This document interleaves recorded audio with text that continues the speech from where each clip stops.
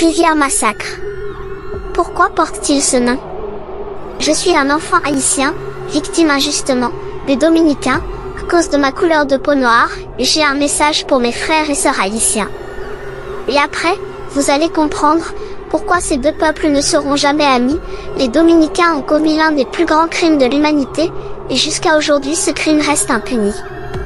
Le massacre de 1937, un chapitre sombre dans l'histoire haïtiano-dominicaine.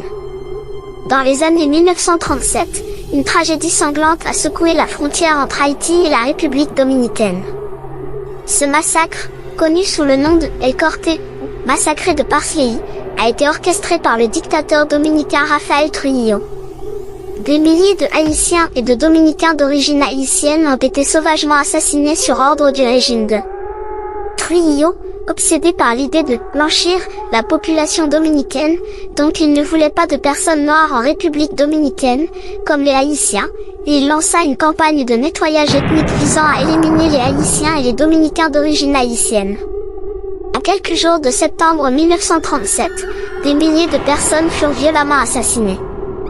Hommes, femmes, et même des enfants comme moi, furent impitoyablement massacrés, et jusqu'à aujourd'hui personne connaît le chiffre exact des victimes.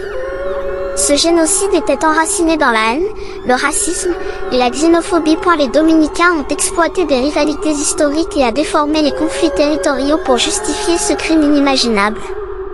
Les conséquences furent dévastatrices, laissant un goût amer dans la bouche de chaque Haïtien, donc vous devez comprendre que la majorité des Dominicains ne vous aiment pas, et je ne comprends pas pourquoi jusqu'à aujourd'hui vous aimez tant habiter en République dominicaine.